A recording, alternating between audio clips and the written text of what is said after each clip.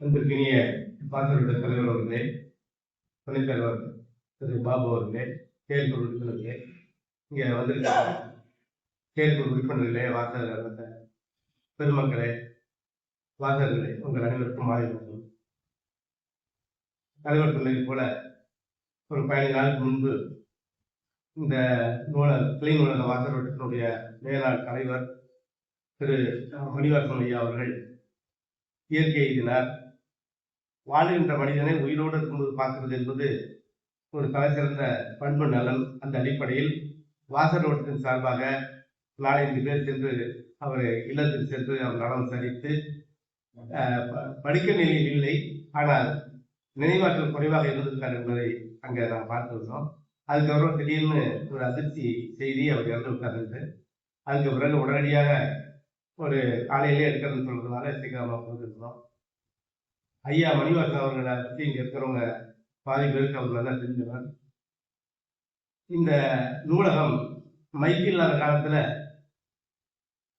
வாடகைக்கு மைக் எடுத்து ஆட்டோவில் பிடிச்சி 4:30 மணிக்கெல்லாம் இந்த நிகழ்ச்சி துவக்குவதற்கான ஏற்பாடை செய்தத ஒரு களப்பணியாளராக இருந்து வாசகர் வட்ட தலைவராக இருந்து பணியாற்றினார். உடன் இருந்து நான் பணியாற்றிருக்கிறேன்.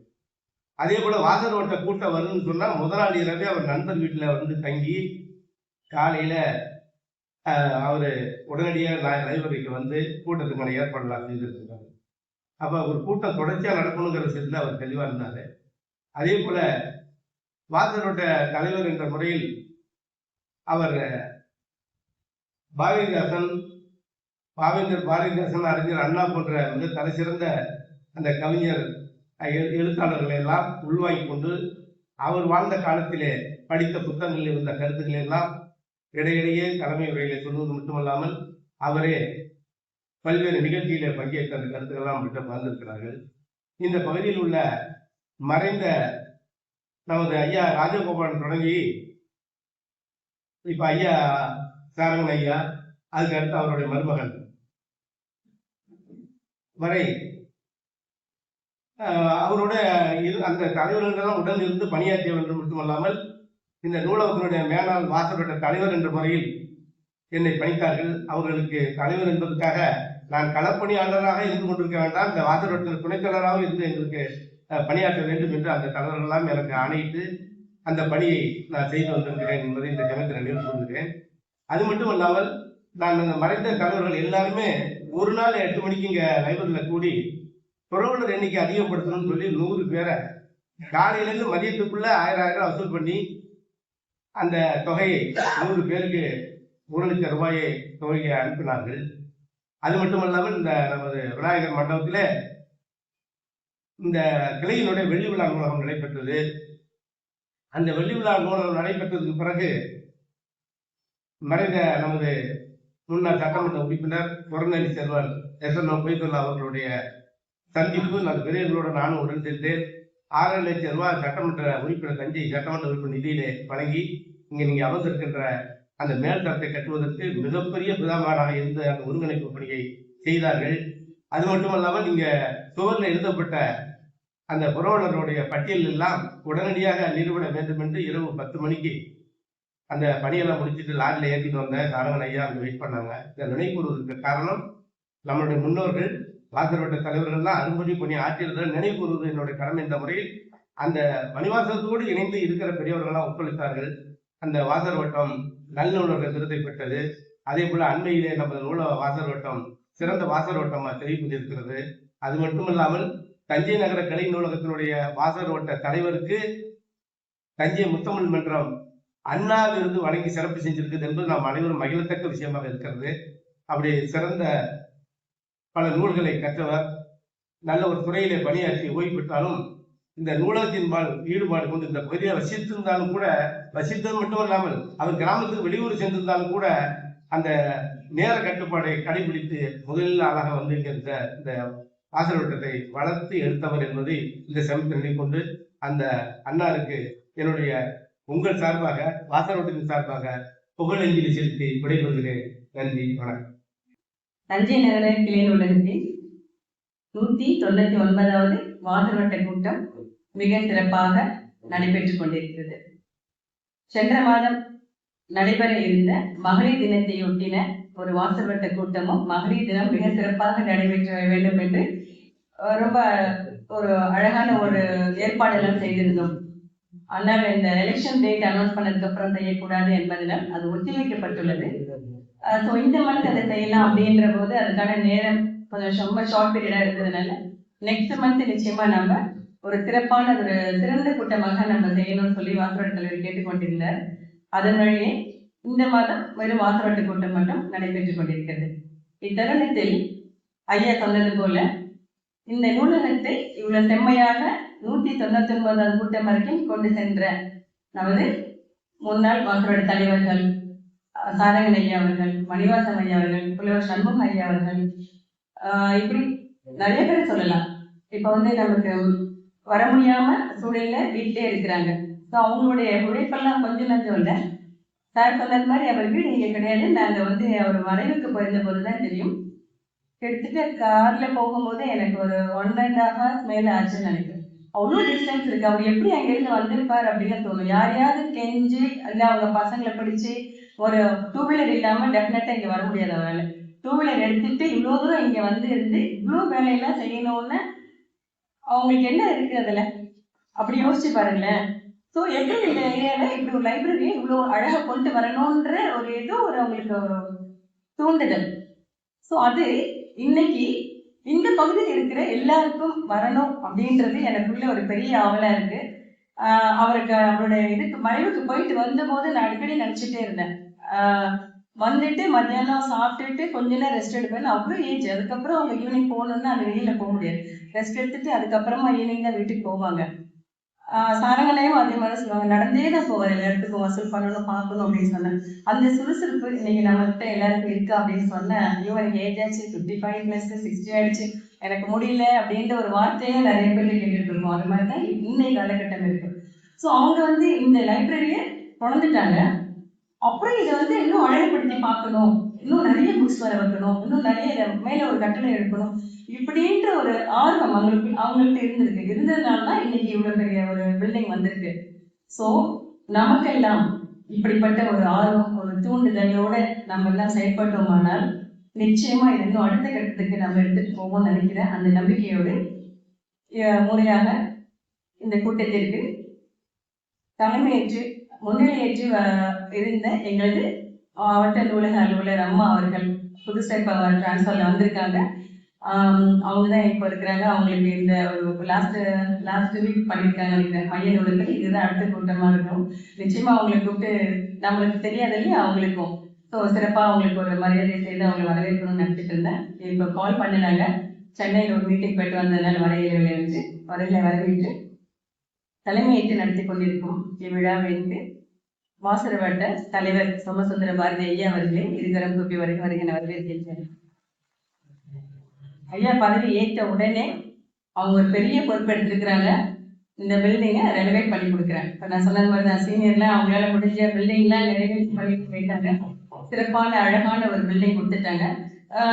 வெரி லாங் கேப் நினைக்கிறேன், மோர் தென் 10 years, மோர் தென் 10 years.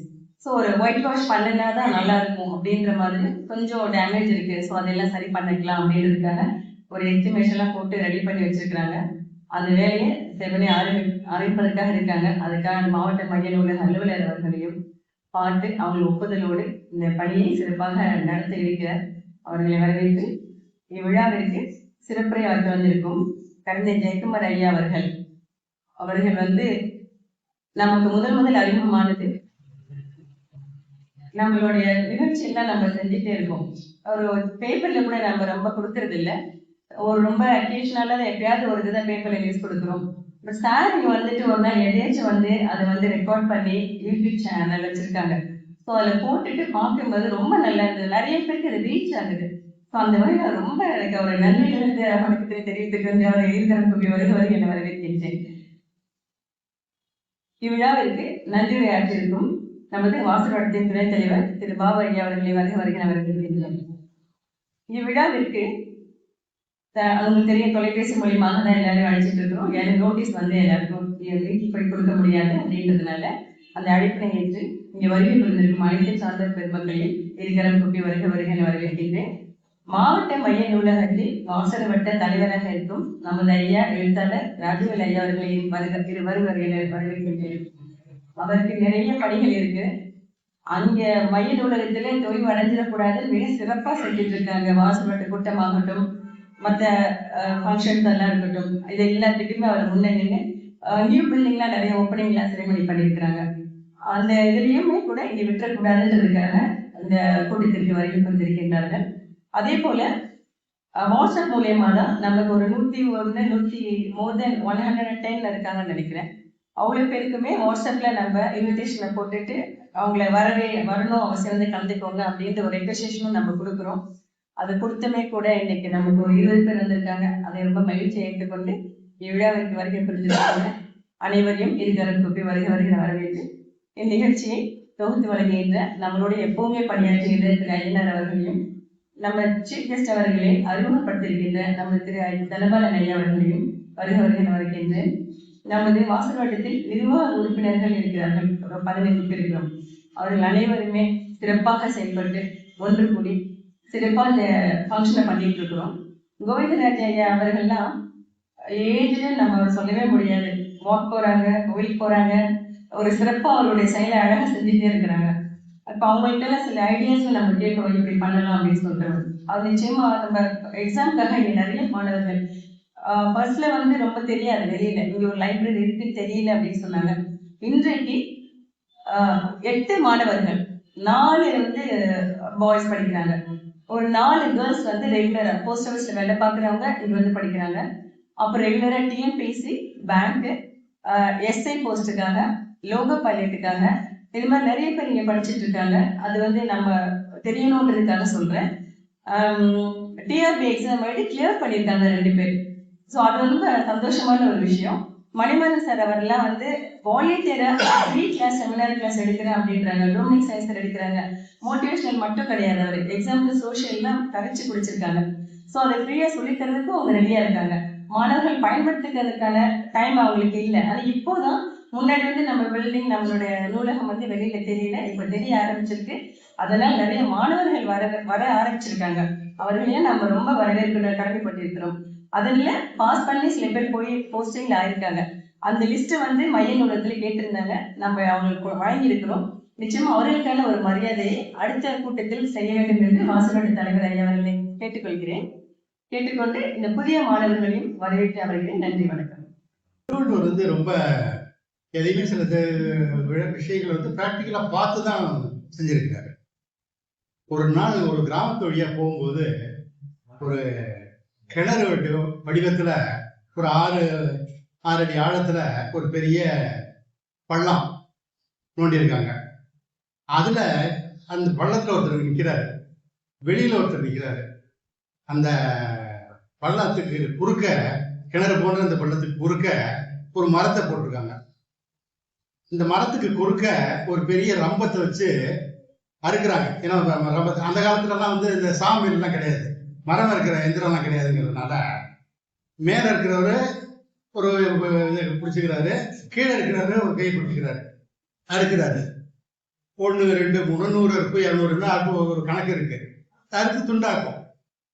இதை பார்த்து வள்ளுவருக்கு ஒன்று தோணுது, அடாடா இது நம்ம வாழ்க்கையாச்சது என்று அவருக்கு தோணுகிறது. இந்த வாழ்க்கையில எப்படின்னு கேட்டா, இந்த பள்ளம் இருக்கு இல்லையா, அதுதான் நம்முடைய வாழ்க்கை. இதுல இந்த குறுக்க மரம் போட்டிருக்காங்கல்ல, அதுதான் நம்ம மனிதன். ஒரு மனிதனை குறுக்க போட்டிருக்காங்க.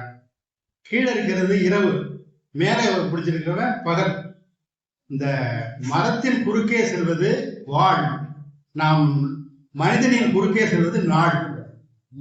எத்தனை இப்போ ஒவ்வொரு நாளும் வந்து காலத்துல தேதி கழிக்கும் போது அது வந்து ஏதோ சாதாரண நாள் என்று நினைக்காதீர்கள். அது என்ன? உங்கள் உயிரை அறுக்கின்ற வாழ். அந்த அதை உணர்ந்தால் வாழ்க்கை சிறப்பாக இருக்கும். நாடென ஒன்று போல் காட்டி உயிர் ஈரும் வாழது உணர்வார் பெரிய.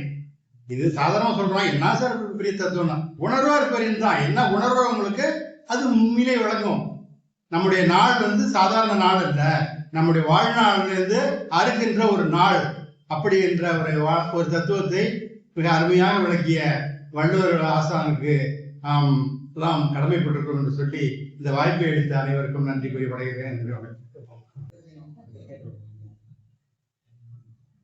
முதல்ல ஐயா தலைப்பு கேட்டப்ப நூலகம் நானும் அப்படின்னு ஒரு இதை ரெஃபர் பண்ணேன். சார் வந்து எதுனாலும் சொல்லுங்க, படித்தது பிடித்தது. ஏன்னா நம்ம நிறைய வாஸ்டா படிச்சிருப்போம்.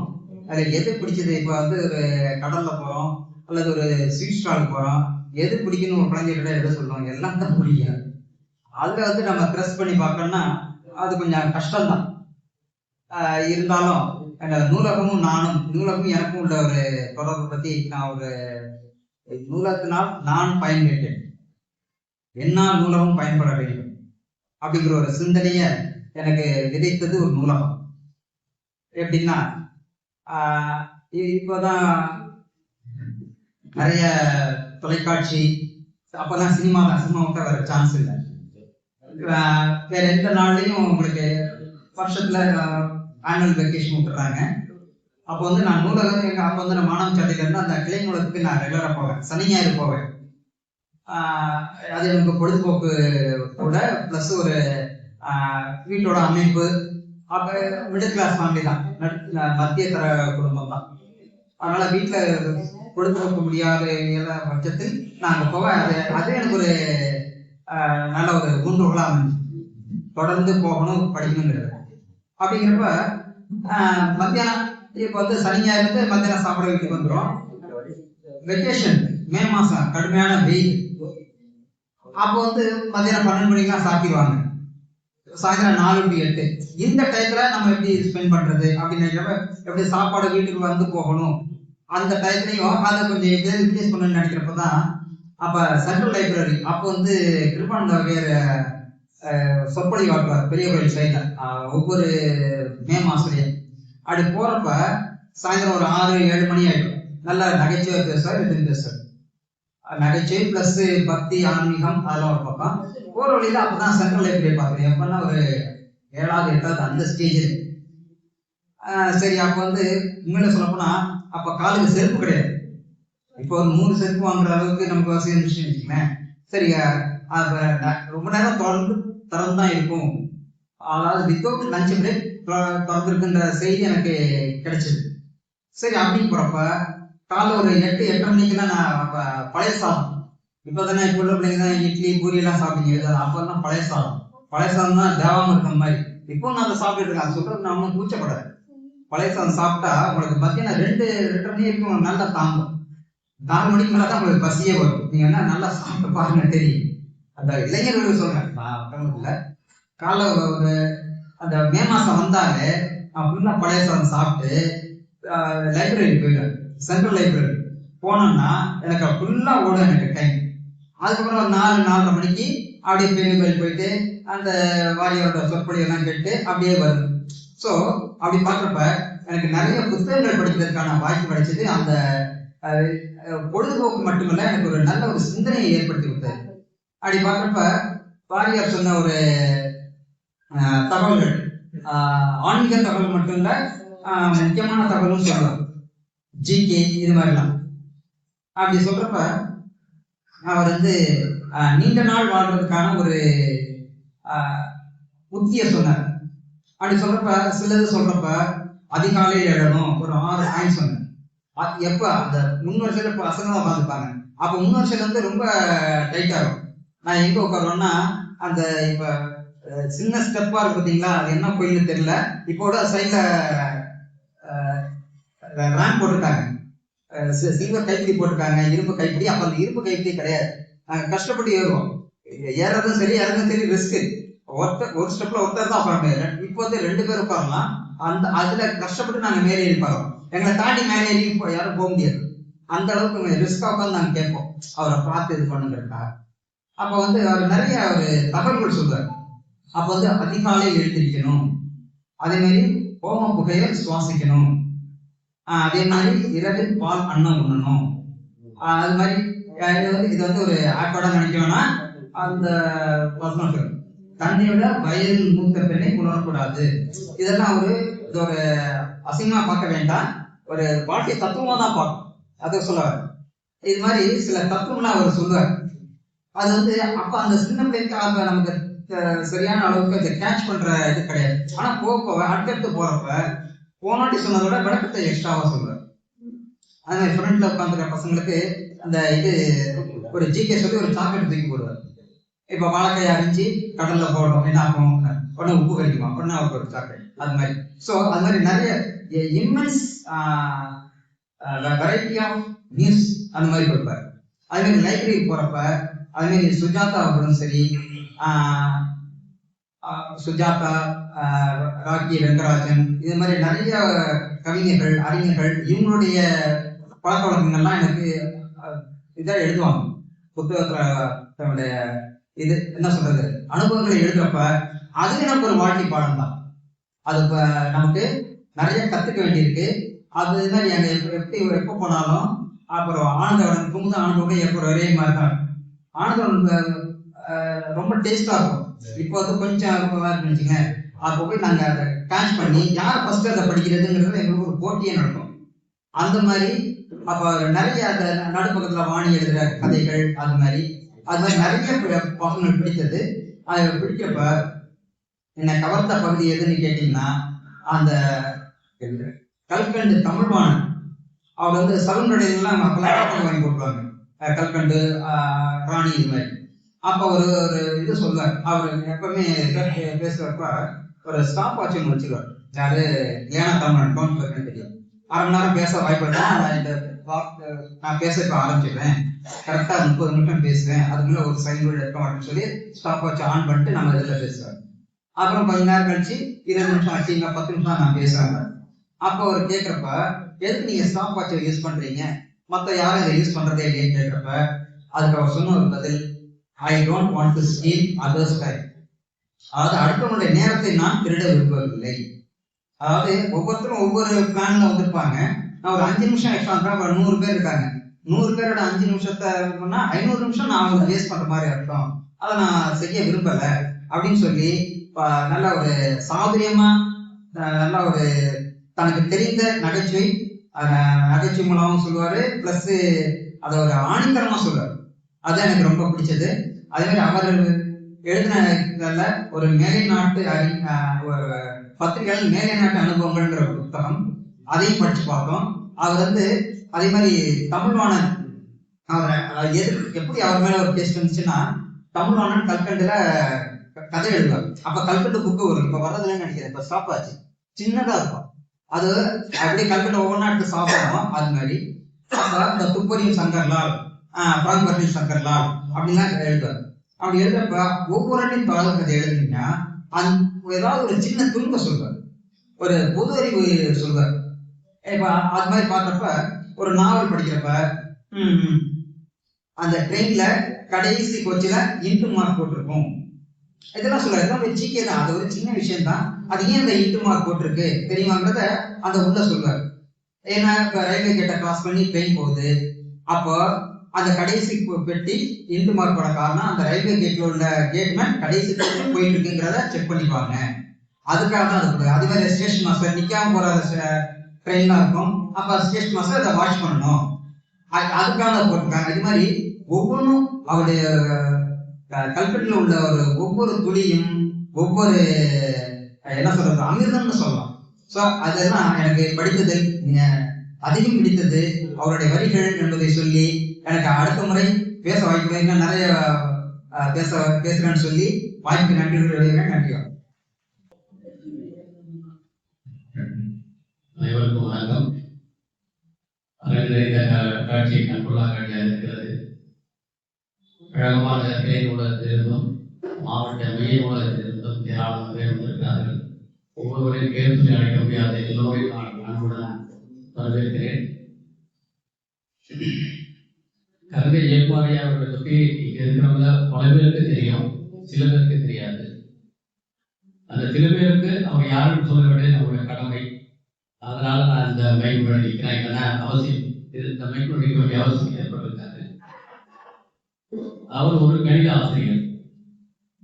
கரந்தை உமாமகேஸ்வரர் பள்ளியிலே 30 ஆண்டுகளுக்கு மேலாக கணித ஆசிரியராக பணிபுரிந்து ஓய்வு பெறுகிறார். நல்ல பேச்சாளர். கரந்தை தமிழ்ச்சங்கத்தினுடைய தோற்றமும் வளர்ச்சியும் என்ற தலைப்பிலே இணைய வழி தொடர் உரையாற்றிய ஒரு பெருமைக்குரியவர். எத்தனையோ சம்பவங்களை அவர் ஆவணப்படுத்தி இருக்கிறார். தியாகி விஸ்வநாத தாஸ் என்ற தலைப்பிலே ஒரு அற்புதமான உரையை எழுதியிருக்கிறார். ஒரு செய்தி மட்டும் நான் சொல்ல விரும்புகிறேன். ஒரு குரங்கு, அது மந்தி, அது பெண் குரங்கு, அது ரொம்ப வருத்தமா இருந்தது. அது தன்னோட குட்டியை கவ்விக்கிட்டு இருந்தது.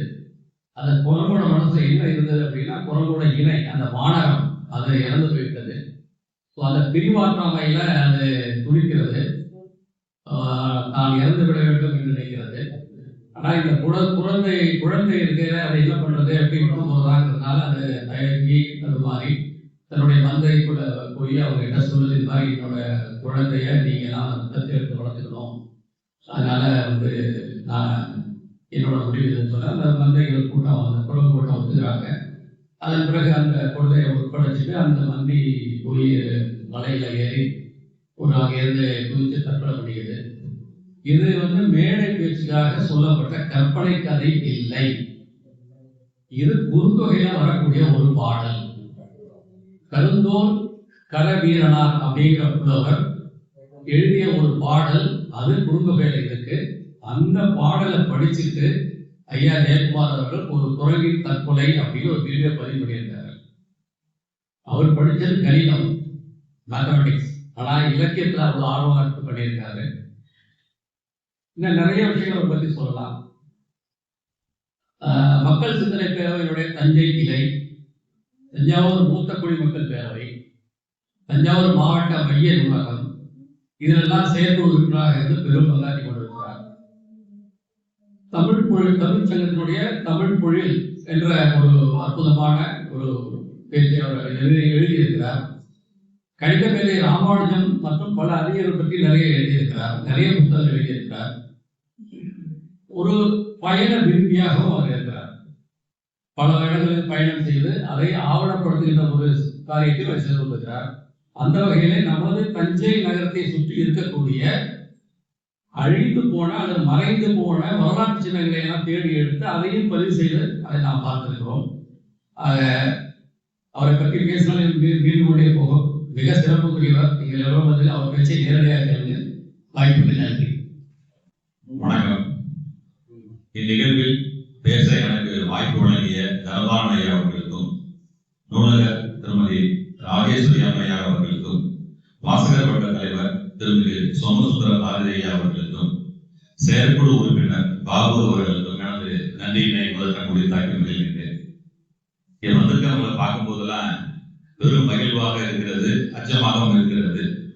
அழகமான நகர் கிளை நூலகமே இங்கதான் இருக்குங்கிற ஒரு நினைக்கிறேன். எல்லாருமே அழகமான நகர் கிளை நூலக வாசகர் தலைவர் தனபாலகிருஷ்ணன் ஐயா, ராஜமாணிக்கம் ஐயா, ராஜகோபாலன் ஐயா, வீரையன் ஐயா, கவிஞர் குமார் ஐயா, அபிராமன் ஐயா அவர்களுக்கும், என் அண்ணா கவிஞர் திருநாவுக்கரசு அவர்களுக்கும், டோமினிக் சேகர் அவர்களுக்கும், விஜயராகவன் ஐயா அவர்களுக்கும், ஐயனார் ஐயா அவர்களுக்கும், வாசகர் வட்ட தலைவர் ராஜவேல் ஐயா அவர்களுக்கும், மணிமாறன் ஐயா அவர்களுக்கும், கவிஞர் சிவகுமார் ஐயா அவர்களுக்கும், நண்பர் சிவராமன் அவர்களுக்கும், அசோக் ஆசிரியர் அவர்களுக்கும், மாங்கேஸ்வர மேல்நிலைப்பள்ளி நிறைவேற்று கழக உறுப்பினர் பத்மநாபன் சார் அவர்களுக்கும், நண்பர் விஜயகுமார் ஐயா அவர்களுக்கும், மற்றும் இங்கே கொள்கையிருக்கிற தமிழறிஞர்களுக்கும், நூலக அலுவலர்களுக்கும், நண்பர்களுக்கும் முதற்க எனது நன்றி கலந்த வணக்கத்தை குறித்தாக்கி மகிழ்கின்றேன். ஒவ்வொரு வருடமுங்க சித்திரை ஒன்றாம் நாள், சித்திரை முதல் நாள், நானும் என் நண்பர்களோட சேர்ந்து மானுஷர மேல்நிலைப்பள்ளியில தலைமை ஆசிரியர் சரவணன் சார் இருக்காங்க, நண்பர் பாலாஜி இருக்காங்க, இது மாதிரி நண்பர்கள் 3-4 பேரோட சேர்ந்து ஒவ்வொரு வருடமும் குன்றக்குடி, பிள்ளையார்குடின்னு ஒவ்வொரு வருஷமும் போயிட்டு வரோம். 20 வருஷங்களுக்கு மேலாக சித்திரை திங்கள் முதல் நாள்ல ஒரு பயணம் வச்சுக்கிறது, ஒரு அரை நாள் அன்றைய நாட்டவர்களையும் நண்பர்களோட சேர்ந்து போறோம். பிரியா எல்லாத்தையும் பார்க்கணும். புதுக்கோட்டையில உணவு முடிச்சுட்டு ஒரு 11 மணி 12 மணிக்கு தஞ்சாவூர் வருவாங்க. இதை தொடர்ந்து 20 வருடங்களுக்கு மேலாக இது மாதிரி பயணித்து கொண்டே இருக்கிறோம். இது மாதிரி போகும்போது ஒரு என்ன செஞ்சாங்க, சித்தனவாசல் குடுமையான் மலை எல்லாம் போய் சுத்தி பார்த்தோம் நாங்க. ஒரு முறை பட்டுக்கோட்டையில திருக்கோவர்ணத்துல கிருஷ்ணமூர்த்தி ஐயா அவரோட ஞானாலயான ஒரு பெரும் நூலகம் இருக்கு. ஒரு தனிப்பட்ட மனிதர் நூலகம் சேர்ந்து எத்தனை நூல் வச்சிருக்காருன்னா ஒரு வீட்டுல 1.5 லட்சத்துக்கு மேற்பட்ட நூல்களை வச்சிருக்காங்க. ஒரு தனி மனிதரோட உழைப்பு. அவரும் கிருஷ்ணமூர்த்தி ஐயாவும் அவரோட மனைவி டோரத்தி அம்மையா 2 பேரும் சேர்ந்து தங்க ஒரு வாழ்நாள் சேமிப்பு பூரா புத்தகங்களுக்கே கொடுத்து 1.5 லட்சம் புத்தகம் வச்சிருக்காங்க. இந்த நூல்களுக்காக பாத்தீங்கன்னா தனி வீடே கட்டியிருக்காங்க. அவங்களோட இந்த ஓய்வூதிய தொகையை கொண்டு ஒரு பெரிய கட்டணம் கட்டி வச்சு அதை போய் ஒரு நாள் பார்க்கறதுக்கான வாய்ப்பு கிடைச்சிச்சு. அதே மாதிரி ஒரு தடவை போனீங்கன்னா திருமயம் தாண்டி கோணாப்பேட்டுன்னு ஒரு ஊர் இருக்குங்க. பிள்ளையார்பேட்டைக்கு போனா திடீர்னு கோணாப்பேட்டு போட பார்த்தா திடீர்னு ஒரு ஸ்ட்ரைக்காய் அங்க போயிட்டாங்க. இந்த கலந்தை தமிழ்ச்சங்க தலைவர் உமாமகேஸ்வரனோட நெருங்கி பழகியவர் வந்து கோணாப்பேட்டுல இருக்காரு. விஸ்வநாதன் செட்டியார்னு பேருங்க. உமாமேஸ்வரன் பிள்ளைக்கு மிக நெருங்கிய நண்பர். அவரை போய் பார்க்க அவரோட பையன் இருக்காருங்க. நாங்க அவரோட பையனை பார்க்கும்போது அவருக்கு வயசு வந்து 103 வயசு. இதுவரைக்கும் மருத்துவரையே பார்த்தது இல்லைன்னு எழுதி நடந்து வந்து எங்களை வரவேற்றாருங்க. அந்த விஸ்வநாத் செட்டியார் யாருன்னு கேட்டீங்கன்னா உமாமேஸ்வரம் உள்ள காசி போய் இறக்கிறதுக்கு முதல் நாள் அவர் எழுதின கடைசி கடிதம் வந்து விஸ்வநாத் செட்டியாருக்கு தான் எழுதியிருக்காரு. நாங்க அன்னைக்கு அவரை பார்த்தோட பலன் இந்த கடைசி கடிதத்தோட நகல் எங்களுக்கு கிடைச்சிச்சு. அது வரைக்கும் தெரியாது எங்களுக்கு. அது மாதிரி இந்த பயணங்கள் எங்களுக்கு புதிய புதிய தகவல்களை கொடுத்து கொண்டே இருக்கிறது. அது மாதிரிதான் ஒரு நாள் ஜீவபாரதி ஐயா அவர்கள் எழுதிய வேலு நாச்சியார் ஒரு புத்தகம், அருமையான புத்தகம். வேலு நாச்சியாரை பத்தி முழுமையா தெரிஞ்சுக்கணும்னா அந்த ஒரு புத்தகம் போதுங்க. ஜீவபாரதி அவர்கள் எழுதிய வேலு நாச்சியார் புத்தகம். அந்த புத்தகத்தை படிச்சதுனால எனக்கு என்ன ஆச்சுன்னா ஒரு தடவை நம்ம அந்த பிள்ளையார்பட்டிக்கு போறது வேலு நாச்சியார் சம்பந்தப்பட்ட இடங்களுக்கு போனா நல்லா இருக்குமே தோணி நண்பர்கள் சொல்லி ஒரு நாள் பயணம் காலையில கிளம்பி காளையார் கோயில் போனோம். வெட்டுடைய காளின்னு ஒரு கோயில் சிவகங்கையெல்லாம் போயிட்டு ஒரு நாள் பயணமா அந்த அமைச்சுக்கிட்டு வேலு நாச்சியார் தொடர்புடைய இடங்கள் அருகாமையில் இருக்க அந்த 3 இடங்களை மட்டும் பார்த்துட்டு வந்தாங்க. அங்க நாங்க பார்த்த அந்த பயண அனுபவத்தை ஒவ்வொரு முறையும் இந்த வரலாறு தொடர்புடைய இடங்களுக்கு போகும்போது ஒரு மிகுந்த மகிழ்ச்சியோட தான் திருப்பி வருவோம். பெரிய வரலாறு படைக்கிற இடத்துல நம்ம நிக்கிறமேன்னு ஒரு மகிழ்ச்சியோட வருவாங்க. ஆனா வாழ்க்கையிலேயே முதல்ல வருத்தப்பட்டு நாங்க திரும்பி வந்தோம்னா இந்த வேலு நாச்சியார் தொடர்புடைய இடங்கள் போகும்போதுதான் திருப்பி வரும்போது என்னால சந்தோஷமா வர முடியும். இன்றைய நடக்கிற நிகழ்வுகளை பார்க்கும்போது மிக வேதனையோடு தான் திரும்பி வந்தோம். நாங்கள் அன்று பயணித்த அந்த நிகழ்வுகளை தங்களோடு பகிர்ந்து கொள்ள விரும்புகிறேன். நம்ம எல்லாருக்கும் நம்ம பிள்ளைங்களுக்கு எல்லாம் ஜான்சி ராணினா யாருன்னு தெரியும். நம்ம குழந்தைகளுக்கு நிறைய பேர் ஜான்சி ராணி பேர் வைக்கிறாங்க. ஜான்சி ராணி பூங்கான்னு இருக்கு, நிறைய இருக்குங்க. ஆனா நம்ம தமிழகத்துல பிறந்து பெரிய மாபெரும் வெற்றி பெற்று ஆங்கிலேயர்களை எதிர்த்து போராடி தான் இழந்த பகுதியை மீட்ட ஒரு வீரமங்கை வேலு நாச்சியாரை பத்தி நம்ம யாரையும் தெரிஞ்சுக்காம இருக்கோங்க.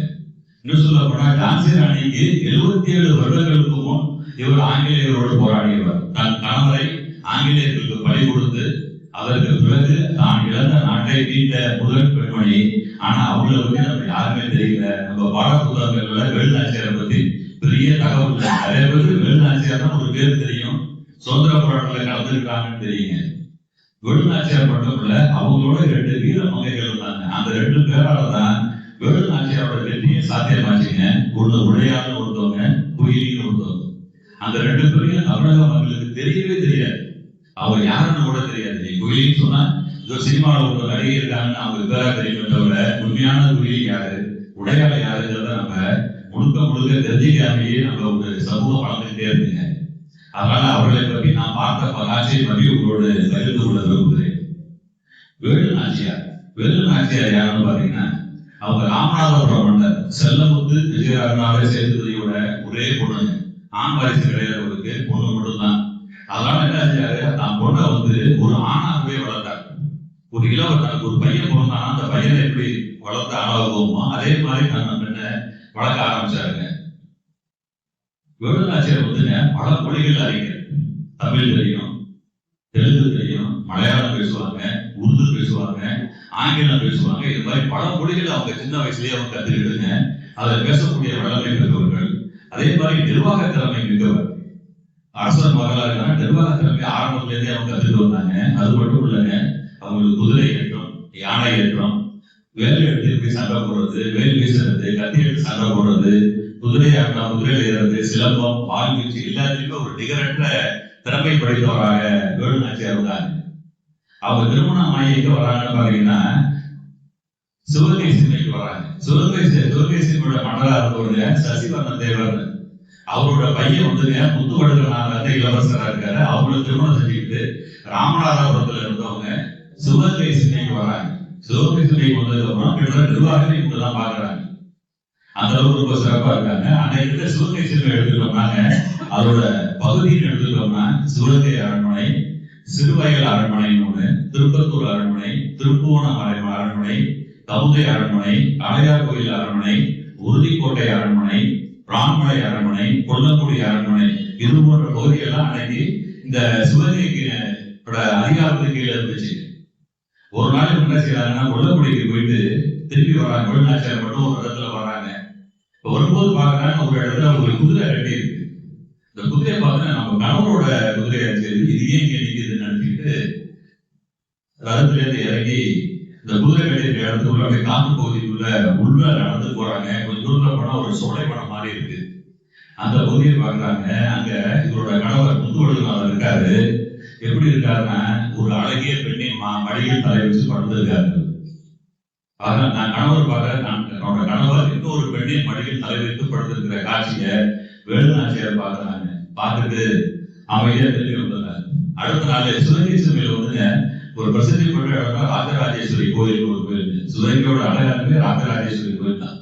அந்த கோயிலுக்கு போயிட்டு என்ன செய்யறாங்க, அவர் அமைச்சர் இருக்காரு காணவராயன் பிள்ளைன்னு அமைச்சர் கூப்பிடுறாங்க. தன்னோட கணவரை கூப்பிடுறாங்க, மன்னரை கூப்பிடுறாங்க. நேற்று எந்த பொண்ணோட மனையில நான் கணவர் கொடுத்துருந்தாரோ அந்த யாருன்னு தேடி கண்டுபிடிச்சு அந்த பொண்ணை அழைச்சு வந்துடுறாங்க. எல்லாம் கோயில பதவ வச்சு நிற்கிறாங்க. அவர் கணவருக்கு நம்ம மனைவியோட கை கலவ மாட்டிட்டோமே, இவங்க என்ன செய்ய போறாங்கன்னு அப்படி நடுங்கி போய் நிற்கிறாரு. அந்த பொண்ணு முடிவு பண்ணிச்சு, இதோட நம்ம வாக்கு முடிஞ்சு போச்சு. நம்ம செஞ்சுக்கிறது கள்ள உறவுல வந்து அரசன்ட்ட மனைவி பார்த்துட்டாங்க, என்னையோட நம்ம உயிர் போயிடுச்சுன்னு அவங்க அப்படியே பதறி போய் நிற்கிறாங்க.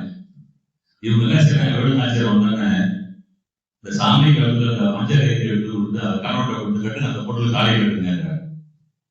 என்னமா அவர் தெரிவிச்சு போயிடாரு. அந்த பொண்ணுக்கு நான் செத்து கூட நினைச்சு வந்தோம், அந்த அரசரோட மனைவியவே நாங்க விரும்புறாங்கன்னு சொல்லிட்டு அவங்க ஆட்சியில தாயே காலில் விழுவுறாங்க. இல்லம்மா நான் தாய் இல்ல, இதிலிருந்து நான் அவனோட சகோதரி, கடுத்த காலையை கட்டுங்கன்னு சொல்லி நான் கணவருக்கு தானே முன்னின்று இரண்டாம் திருமணத்தை செய்து வைத்தவர் வேலுநாச்சியார். அந்த அளவுக்கு ஒரு மனப்பக்குவமும் மன உறுதியும் உடையவர். திருமணம் ஆனதுக்கு அப்புறம் தாண்டவராயர்களை கூட கேட்கிறாரு, ஏன்னா அவசரப்பட்டீங்களா நீங்க, ஒரு ராஜாங்க இருந்தாலும் ஒரு 10-15 பொண்ணுங்களை தொடர்பு இருக்கு சகஜம் தானங்க, அது ஏன் இவ்வளவு முக்கியத்துவம் கொடுத்து அந்த பொண்ணுக்கு திருமணம் செஞ்சு வச்சீங்கன்னு கேட்கிறாரு. இல்லைங்க நானும் ஒரு பொண்ணோட மனசை இருந்தாலும் தெரியும், பெண்களை வந்து ஆண்கள் எல்லாமே ஒரு போகக்கூடாத பாக்குறாங்க, அது மாதிரி பார்க்க கூடாதுன்னு நினைக்கிறேன்.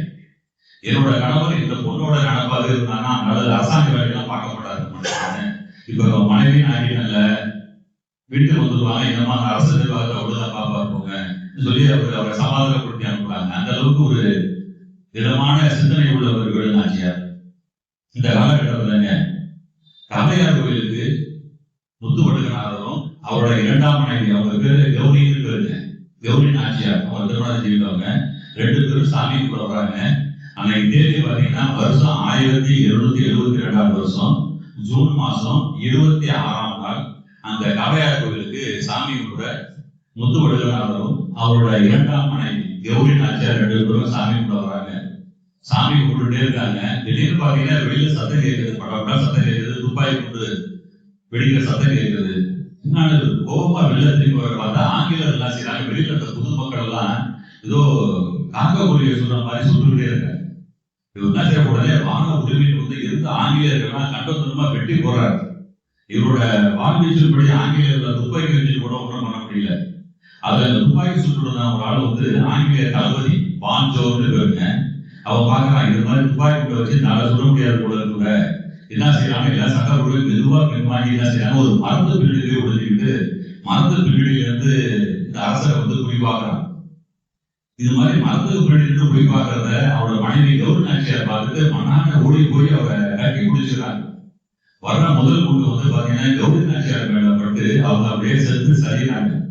என்னமா அப்படி வேண்டியது முடிஞ்சு தூக்க போகும்போது 2வது குண்டு வந்து முத்துவடுகநாதரோட நெஞ்சில பாஞ்சி அவங்க அங்கேயே இறக்குறாங்க. 2 பேரும் ஒருத்தரை ஒருத்தர் ஆற தழுவியபடி அந்த இடத்துல விழுந்து அதே இடத்துல இறந்து போயிடுறாங்க. நாங்க ஒரு 6 வருஷத்துக்கு முன்னாடி நானும் நண்பர்களும் இந்த காளையார் கோயிலுக்கு போனாங்க. காளையார் கோயில சாமி கும்பிட்டு இங்கதான் அவரை சொல்லிருப்பாங்க. பார்க்க போன பேசிட்டு போது சமாதின்னு பேசும்போது இந்த கோயிலுக்கு நேரே இல்லாமல பெரிய மருது சின்ன மருதோட சமாதி இருக்குங்கன்னு சொன்னாங்க. உடனே சமாதி கோயிலுக்கு நேரே இல்லாமல இங்க போனோம்னாங்க சமாதி இருந்துச்சு. ரொம்ப ஒரு சிறப்பா பராமரிச்சிருந்தாங்க. நல்லா பெயிண்ட்லாம் அடிச்சிருந்துச்சு. ஆனா சமாதியை பார்க்கும்போது ஒரு சமாதினா ஒரு நீட்டம் பாத்தீங்கன்னா ஒரு 6 அடி நீட்டம் இருக்கும் சமாதினா. அது மாதிரி கொஞ்சம் ஒரு 3 அடி 4 அடி தான் இருந்துச்சு. எங்களுக்கு புரியல. 2 பேரோட சமாதி பெரிய மருது சின்ன மருதோட சமாதினா முதல்ல புரியல எப்படி 2 பேர் சமாதி சமாதியோட நீளம் பாத்தீங்கன்னா 3-4 தான் இருக்கும் பொழுது. அதுக்கப்புறம் வந்து அங்க இருக்கவங்களுக்கு யாரும் தெரியல. அப்புறம் விசாரிச்சு படிக்கும் போதுதான் தெரியுது சின்ன மருது பெரிய மருது 2 பேரையுங்க ஆங்கிலேயர்கள் பிற்காலத்துல திருப்பத்தூர்ல தூக்கு போட்டு சாப்பிடுறாங்க.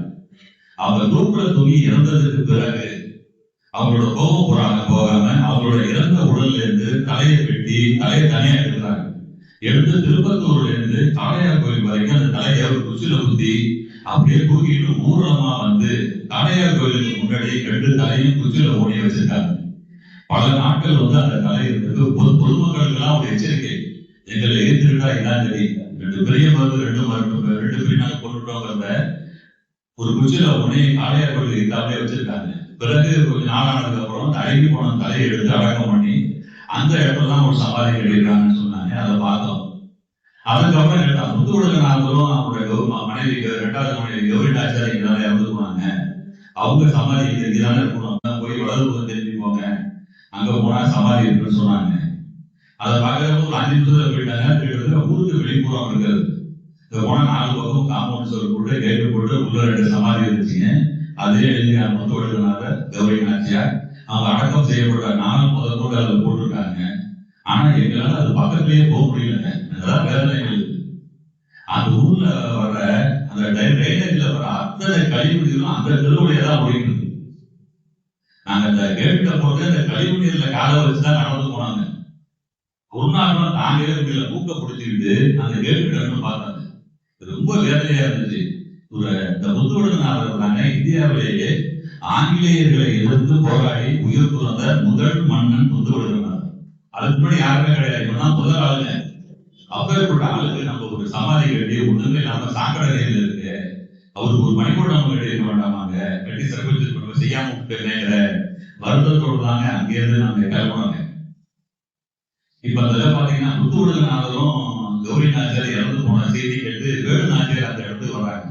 வந்து இவங்களுக்கு செய்ய வேண்டிய ஈமதிரி எல்லாம் இந்த இறுதி சடங்கெல்லாம் செஞ்சுட்டு செஞ்சுட்டு இருக்கும் போதே அமைச்சர் தாண்டவராயர்களை வந்து பக்க சொல்லாரிமா வெள்ளையர்கள் வந்து நம்ம சிவகங்கை செல்வியை வந்து முழுசா கைப்பற்றினாங்கம்மா, அதை உங்களை தேடிட்டு இருக்காங்க, எங்க போனாலும் உங்களை கொள்வாங்க, அதனால நீங்க தவிர்த்துக்கோங்க. நீங்க நமக்கு வந்து இப்போதைக்கு விருப்பாட்சி அரண்மனைக்கு போங்க, அது ஒண்ணுதான் உங்களுக்கு பாதுகாப்பான இடம், அங்க போயிடுங்கன்னு சொல்லி அமைச்சர் தாண்டவராயர்களை வேலு நாச்சியார் வந்து கிளம்பி போகமாங்கிறார்.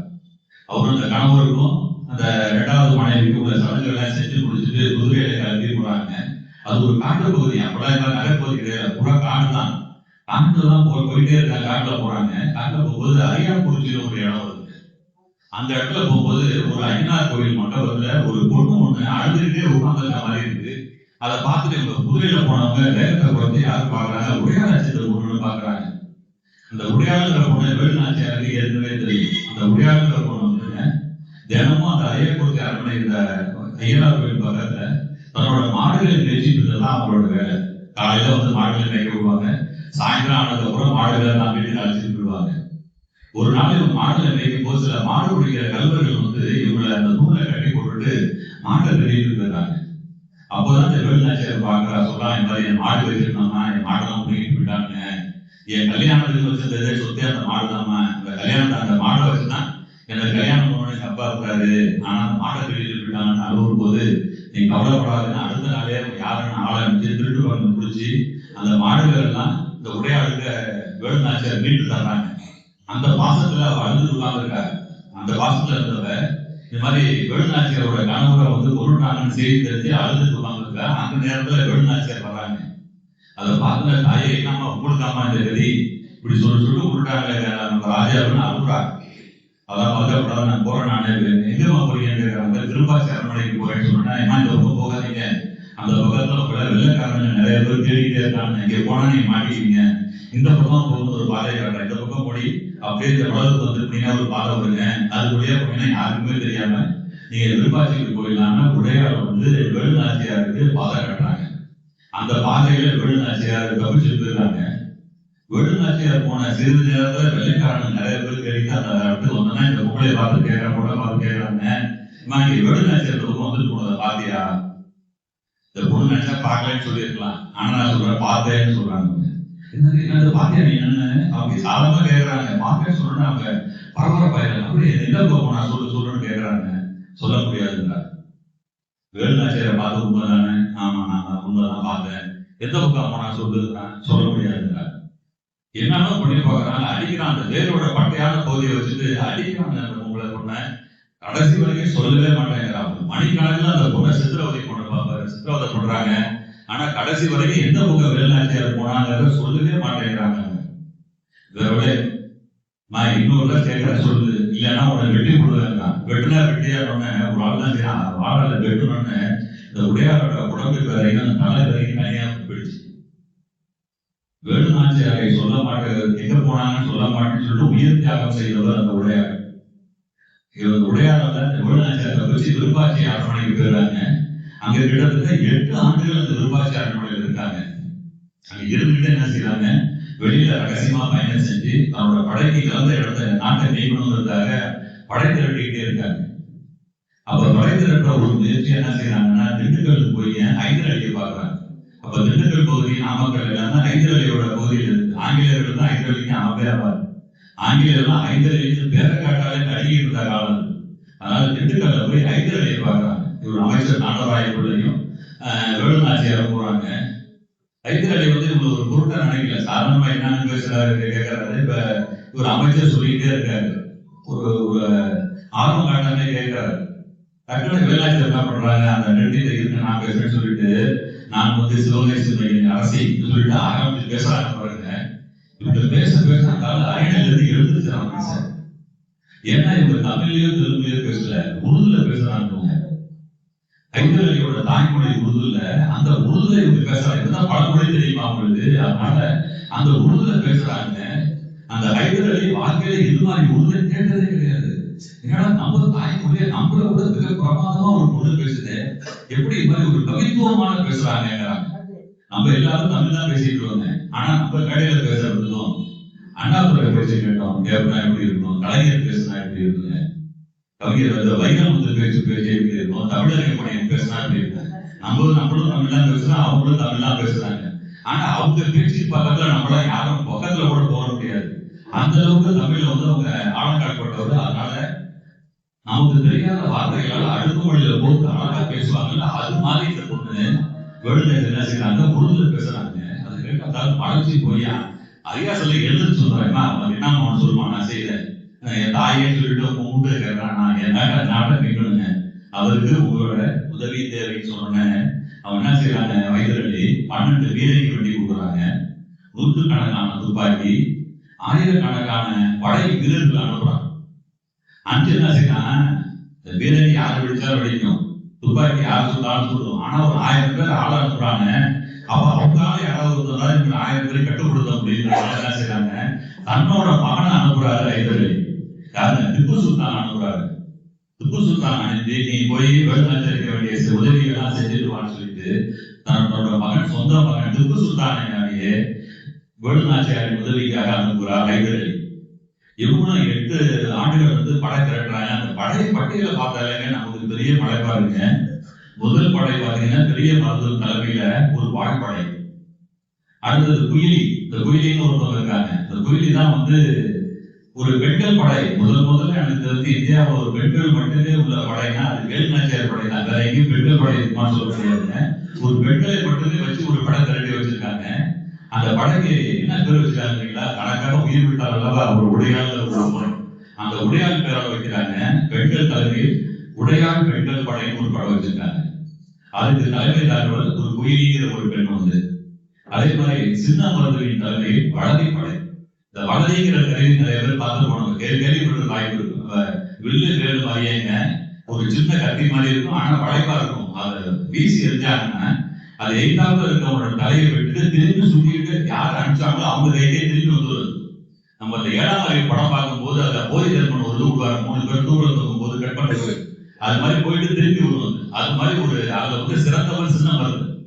அதனால அந்த வளரை படையா நான் ரெடி பண்ணி வச்சிருக்கேன். அந்த அவர் தலைமையில ஒரு வளரை படை, ஒய்யா தேவர் படை, வெள்ளிக்கட்டி வைரவன் படை, சிறுவயல் மும்முடியான் படை, சேத்தூர் செவ்வியன் படை, மரவமங்கலம் பொங்கு தேவன் படை, பட்டமங்கலம் கோட்டையப்படம் படை, திருப்பத்தூர் திருக்கம்பாப்பூர் படை, உருவாட்டி சீமைசாமி தேவர் படை, உறுதிக்கோட்டை ராமசாமி படை, திருப்பாச்சேத்தி சேர்வைக்காரன் படை, வாராப்பூர் நன்னி அம்பலம் படை, மல்லாக்கோட்டை சேதுபதி அம்பலம் படை, உடையாத்த உடையான் படை, சமாளி உடையான் படை, சட்டத்தி வேங்கை பெரிய உடையா தேவர் படை, கடைசியில பீரங்கி படை. இவ்வளவு படை 8 ஆண்டுகள் தலைவரவா இருந்துருக்குங்க. திரட்டிங்க ஊருக்கு படை எடுக்கிறாங்க. முதல்ல அந்த சிவகங்கையை சுத்தி இருக்க ஒவ்வொரு பகுதியா கைப்பற்றிட்டே வர்றாங்க. கடைசியில திருப்பத்தூரை கைப்பற்றதுக்கு சின்ன மருத்துவம், சிவகங்கைக்கு பக்கத்துல தெப்ப குளத்துலங்க நவாபோட பெரிய ஒரு படை நிற்குது. அதை கைப்பற்றுறதுக்கு பெரிய மருத்துவம் அனுப்புறாங்க, அங்க போங்கன்னு சொல்றாங்க. அப்ப சிவகங்கையை மீட்டாகணும், எப்படி சிவகங்கைக்குள்ள போறதுன்னு பாக்குறாங்க. அப்ப சொல்றாங்க ஒருத்தவங்க, நாளைக்கு மறுநாள் விஜயதசமிமா, விஜயதசமிங்கிறதுனால அந்த இடத்துல அந்த ஊர்ல இருக்க சிவகங்கையில இருக்க ராஜராஜேஸ்வரி அம்மன் கோயில்ல நடு இரவுல பூஜை நடக்கும். தினமும் சிவகங்கை பாத்தீங்கன்னா 4 புறமும் கோட்டையால் சூழப்பட்ட நகரங்கள். இப்ப எல்லா கோட்டை இல்லை, ஆனா அந்த காலத்துல கோட்டை இருந்திருக்கு.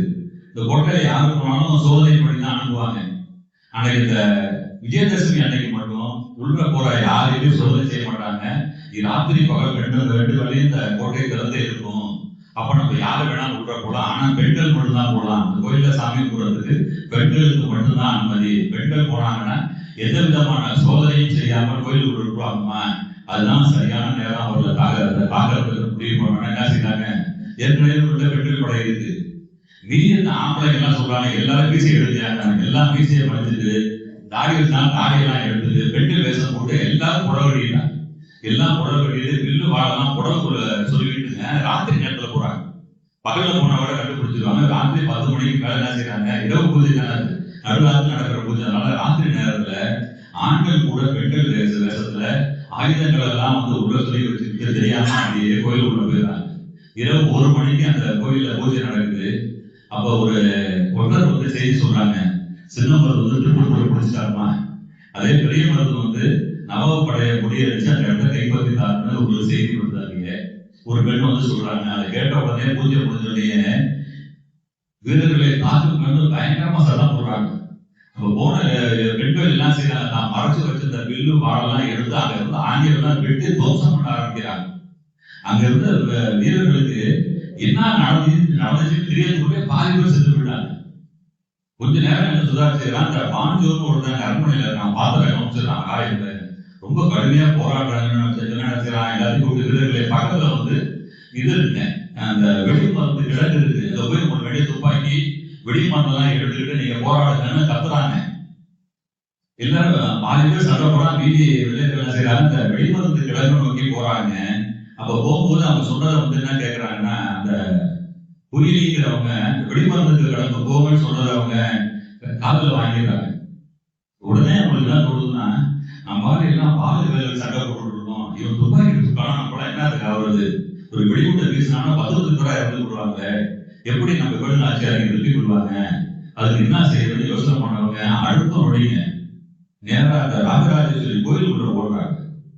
ஒவ்வொரு கோயிலையும் பாத்தீங்கன்னா மடப்பள்ளின்னு ஒரு இடம் இருக்கு. இந்த கோயிலுக்கான தெய்வதேக சமைக்கிறது அப்பெல்லாம் கரண்ட் இல்லாத நேரம்ல அங்க வடப்பள்ளியில குடமா நெய் வச்சிருக்காங்க. சமையலுக்கும் நெய் தான். அப்பெல்லாம் தீபத்தங்கெல்லாம் கொடுத்து வைக்கிறது நெய் தான் பயன்படுத்துவோம். அதனால நிறைய வந்து நெய் இருக்காங்க. 4-5 குடம் நெய்யை எடுத்து என்ன செய்யறா, தான் மேல ஊத்திக்கிறான். அப்படியே உச்சியில இருந்து உள்ளங்கால வரைக்கும் நெய்யால அப்படியே நினைஞ்சு போயிருக்கிறான். உடனே சரி அங்க இருக்க தீபந்தவனை எடுத்து கொடுத்துக்கிட்டு ஆயுத கடமை நோக்கி போடுறான். ஓடி ஆயுத கடமை வந்தோடனே வேலுநாச்சியார் வாழ்ல தனக்கு தானே தீ வச்சுக்கிட்டுங்க அந்த ஆயுத கடமை போய் கொண்டுறாங்க. அடுத்த ஒரு படி இந்த ஆயுத கடமையை வெடிச்சு செதறி போயிடுச்சு. அப்படியே உலகமே ரெண்டா பிறந்த மாதிரி வெடி சத்தம். எங்க ரெண்டா நடந்துச்சுன்னு யாருக்குமே தெரியல. ஒரு 5 நிமிஷத்துல அந்த ஆயிரக்கணக்கு தூள் தூளா போய் சாம்பலா போயிடுச்சு. அங்க இருந்த வெள்ளக்காரங்க இருந்து அத்தனை பேர் செத்து விட்டாங்க. வேலுநாச்சியார் வந்து ரொம்ப எளிமையாக சிவகங்கை வந்து கைப்பற்றிடுறாங்க. ஓடி வந்து பாக்குறாங்க, எங்க போனா குயிலி குயிலின்னு கேட்கறாங்க. அந்த வெடிச்சு செதறல எங்க உடம்புலாம் அப்படியே பீஸ் பீஸா இருக்கு, நார்மலா போயிடுது. உங்க உடம்போட ஒரு பகுதியை கூட வேலுநாச்சியார்ல கண்டுபிடிக்க முடியல. அது மாதிரி இந்த குயிலிங்கிறவங்க பண்ண தியாகம். இன்னொன்னுங்க, இந்த குயிலிங்கிறவங்க யாருன்னு கேட்டீங்கன்னா அவங்க தாங்க உலகின் முதல் மனித வெடிகுண்டு. தன்னையே ஒரு வெடிகுண்டா செய்யலாங்கிறத முதல்ல உலக காரணம் கொண்டு குயிலி தான். நம்ம இந்த ராஜீவ்காந்தி இதெல்லாம் பார்த்துருப்போம். நம்ம சமீபத்துல இது வந்து 250 வருஷத்துக்கு முன்னாடி 1780 250 வருடத்துக்கு முன்னாடி ஒரு மனிதன் தன்னையே வெடிகுண்டாக பயன்படுத்தலாம் என்று உலக காட்டிய முதல் பெண் இந்த குயிலி தாங்க. இவங்க என்ன செய்யறாங்க, உடனே வெற்றி பெற்றுட்டு அந்த சிவகங்கை சீமையை கைப்பற்றிடுறாங்க. கைப்பற்ற நாங்க என்ன செஞ்சாங்க, போனப்ப அந்த இடத்துக்கு போறோம். நாங்க ராஜராஜேஸ்வரி அம்மன் கோயிலுக்கு போறோம். அப்போ வந்து பறந்த இடம் தான் பார்த்து பக்கத்துல கட்டணம் வந்துருச்சுங்க. அந்த கோயிலுக்கு போய் சாமி கும்பிட்டு பெருமை. அன்னைக்கு மிகப்பெரிய சண்டை நடந்த இடத்துல நம்ம நிற்கிறப்பேன்னு எனக்கு ஒரு ஆசை. நம்ம அந்த புத்தகத்துல படிச்சோமே, மனித வெடிகுண்டு வெடிச்சு செலவழிச்சுங்கிறாங்களே, இங்கதானே இருக்கும் பக்கத்துல. ஏன்னா ராஜராஜேஸ்வரி அம்மன் கோயில் என்ன நெய்ய ஊத்திட்டா கோயிலுக்கு ஒண்ணுதான் நம்ம படிச்சோம் அந்த புத்தகத்துல. அப்ப அந்த வெடிகுண்டு கிடந்து பக்கத்துல தானே இருக்கும்னு தேடுனாங்க, எங்களால கண்டே பிடிக்க முடியல. அங்க இருந்து ஒவ்வொருத்தரே இருக்கிறாங்க, வெடிச்சு சொல்லுவாங்க, எங்கேயா அந்த முதல் மனித வெடிகுண்டு வெடிச்ச இடம்னா, அப்படிங்களா இங்க வெடிச்சிட்டீங்களான்னு கேட்கறாங்க. கடைசி வரைக்கும் யாருக்குமே தெரியல. கண்டே பிடிக்க முடியாம ஹோட்டல்ல போய் சாப்பிட்டு இருக்கும் போது நாங்க பேசியிருந்த கேட்டு இந்த சர்வமான ஒரு கேட்டாரு, என்ன சார் இந்த இடத்துக்கு தெரியுங்களா? ஆமா, அது எங்க இருக்கு தெரியுமா? உங்களுக்கு தெரியும் சார். எங்க சார் சொல்லுங்க. அந்த இடத்துல நாங்க பிளாட் போட்டு வீடு கட்டிட்டோம் சார். ஆமா, இல்லங்க அந்த இடமே இல்லைங்க. இப்ப இது உலகத்துல யாருமே நினைச்சு பார்க்க முடியாத ஒரு சம்பவம் நடந்த இடம். அந்த சம்பவத்தை நம்ம இன்னைக்கு எப்படி வச்சுக்கணும்? அந்த இடத்த பெரிய ஒரு 4 பக்கம் பென்ஸ் போட்டு இந்த மாதிரி நடந்த இடம் பொதுமக்களுக்கு காமிக்கணுமா இல்லையாங்க? அதை பார்த்தாதான் இன்றைய இளைஞர்கள் ஒரு உத்வேகம் ஒரு நாட்டுக்கு ஆகணும்னு அந்த இடமே இல்லைங்க, காட்டு போட்டு இருந்தாச்சு. அதுக்கு பக்கத்திலேயே பாத்தீங்கன்னா இப்ப புதுசா வந்து வேலுநாச்சியாருக்கு ஒரு மணிமண்டபம் கட்டியிருக்காங்க. அந்த மணிமண்டபத்துக்கு பக்கத்துல போனீங்கன்னா குயிலின்னு சொல்லிட்டு அவங்க ஒரே ஒரு தூண் மட்டும் தாங்க நிக்குது, வேற ஒண்ணும் கிடையாது. குயிலிங்கிறவங்க யாருமே தெரியாது. ஜெயலலிதா ஆட்சி காலத்துல அவங்க 110வது விதிக்கு கீழே அறிவிச்சாங்க, இந்த குயிலிக்கு விரைவில் ஒரு மணிமண்டபம் கட்டப்படும் அறிவிச்சாங்க. ஆனா அது செயலாக்கம் பெறவே இல்லை. இன்னைக்கு நம்ம யாரும் சொல்றது வேலுநாச்சியாரை பத்தி சொல்ல போறது இல்லை, உடையாளை பத்தி சொல்ல போறது இல்லை, குயிலியம் நமக்கு யாருக்கும் தெரியவே தெரியாது. அது மாதிரி ஒரு உயிர் தியாகம் பண்ண முதல் மனித வெடிகுண்டு இங்கதான் இருந்துச்சுங்கிறது யாருக்கும் தெரியாம அது ஒரு ரகசியமாவே இருக்கு. இன்னைக்கு வேலுநாச்சியார் தன்னோட இடத்தை கைப்பற்றதுக்கு அப்புறம் அவங்க என்ன நினைக்கிறாங்கன்னா, உடனே சந்தோஷப்பட்டு அரியணையில உட்கார்றாங்க. அவங்களுக்கு ஞாபகம் வருது, உடையாளை நினைச்சு பாக்குறாங்க. அன்னைக்கு உடையாள் மட்டும் தான் போயிட்ட திசை சொல்லியிருந்தோம்னா இன்னைக்கு நம்ம கிடையாது. அதனால அந்த உடையாளுக்கு நம்ம ஏதாவது செய்யணும்னு சொல்லிட்டுங்க, எந்த இடத்துல உடையாளை வெட்டி போடுறானோ அந்த ஐயனார் கோயில் வாசல்லையே உடையாளுக்காக ஒரு கோயிலே கட்டுறாங்க. அவங்க வெட்டுடைய காளியம்மன் சொல்லிட்டு ஒரு கோயில் கட்டுறாங்க. கோயில் கட்டி அந்த கோயில இருக்க சிலைக்கு என்ன செய்யறாங்கன்னா, தான் அணிந்திருந்த வைர தாலியை அந்த சிலைக்கு போடுறாங்க. அவங்க தன்னை காப்பாத்தினவங்க. உடையாள் இல்லைன்னா இன்னைக்கு நான் கிடையாது, அதனால நான் அவங்களுக்கு ஏதாவது செய்யணும்னு சொல்லிட்டு தன்னோட வைர தாலியை வந்து அந்த சிலைக்கு போடுறாங்க. இன்னும் வைரத்தாளி அந்த வெட்டுடைய காளியம்மன் கோயில் இருக்குங்க. இன்னும் வருஷத்துக்கு ஒரு தடவை அந்த சாமியை அப்படியே அந்த ஊரை தூக்கி ஒரு ஊரெல்லாம் அழைச்சிட்டு போறாங்க. அது மாதிரி அழைச்சிட்டு போகும்போது இந்த வேலுநாச்சியாரோட தாலியை அதுக்கு அனுபவிச்சுதான் ஊரெல்லாம் அழைச்சிட்டு போறாங்க. அது மாதிரி புகழ்பெற்ற இடங்க அந்த வெட்டுடைய காளியம்மன் கோயில். வேலுநாச்சியார் கோயில் கட்டியிருக்காங்களே, அந்த கோயிலை பார்க்கணும் ஆசையில அடுத்தது வெட்டுடைய காளியம்மன் கோயிலுக்கு நாங்க போனோம். கோயில் கொஞ்சம் பெரிய கோயிலுங்க. இந்த கோயில போனா மக்கள் கூட்டம் ரொம்ப அதிகமா இருந்துச்சு. அதாவது ஐயனார் கோயில் சன்னதிக்கு அந்த வெட்டுடைய காளியம்மன் கோயில் ஒரு 4 பேர் கோயில் தான். ஆனா நம்ம இந்த பெரிய கோயிலாம் போனா பார்ப்போம், விநாயகர் கோயில் இருக்கும், முருகர் கோயில் இருக்கு, எல்லாம் தனித்தனியா இருக்கும் எல்லாமே. ஆனா இந்த வெட்டுடைய காளியம்மன் பாத்தீங்கன்னா வளாகத்துல இருக்கு. ஆனா அதுக்கு 4 பக்கமும் காம்பவுண்ட் போடுறாங்க. அது மட்டும் ஒரு 4 அடி 5 அடி உயரத்துல தனி காம்பவுண்ட் இருக்கு. எதுக்கு போடுறாங்கன்னு போற எனக்கு தெரியல. தனியா காம்பவுண்ட் போட்டு இந்த சாமிக்கு எதிர்க்காக ஒரு கேட்டு போட்டுருக்கேன். திறந்துட்டு போனோம்னா வெட்டுடைய காளியம்மனை நம்ம தரிசிக்கலாம். போய் நாங்க வெட்டுடைய காலையில் பண்ண போகும்போது எங்களுக்கு பெருமை தாங்க முடியல. ஒரு பெரிய மாபெரும் தியாகியோட ஒரு திருவுருவத்துக்கு நிற்கிறமேன்னு வணங்கிட்டுங்க. அந்த பிரகாரத்தை சுத்தி வருவோம்னு சுத்தி போனாங்க. கொஞ்ச தூரம் நடந்த சின்ன பிரகாரம் ஒரு 2 பேர் தான் நடக்கலாம். இந்த சின்ன கோயிலை சுத்தி அது பின்பக்கம் போனோம்னு நடக்க முடியல. பார்த்தோம்னாங்க நம்ம நிறைய பேர் இந்த பத்தர் நகை செய்யற பத்தர் கடைக்கு போயிருப்போம். அது ஒரு இரும்பு பட்டம் வச்சிருப்பாங்க. ஒரு பெரிய ஒரு மரத்துல ஒரு இரும்பை சொல்லி வச்சிருப்பாங்க. அது மேல சுத்தியில வச்சுட்டு வேலை பார்ப்பாங்க. அது மாதிரி 2 இரும்பு பட்டம் இருந்துச்சுங்க. ஒரு 4-5 சுத்திகள் இருந்துச்சு. உளி இருக்கு பார்த்தீங்களா, ஒரு பொருளை வெட்டுறதுக்கான உளி, அந்த உளி ஒரு 4-5 உளி இருந்துச்சுங்க. அந்த இடம் முழுக்க பாத்தீங்கன்னா காசா, குவியல் காசா இருந்துச்சு. 1 ரூபா காசு, 2 ரூபா காசு, 5 ரூபா காசு, 10 ரூபா காசுன்னு வெறும் காசா இருந்துச்சு. என்னால தாண்டியே போக முடியல.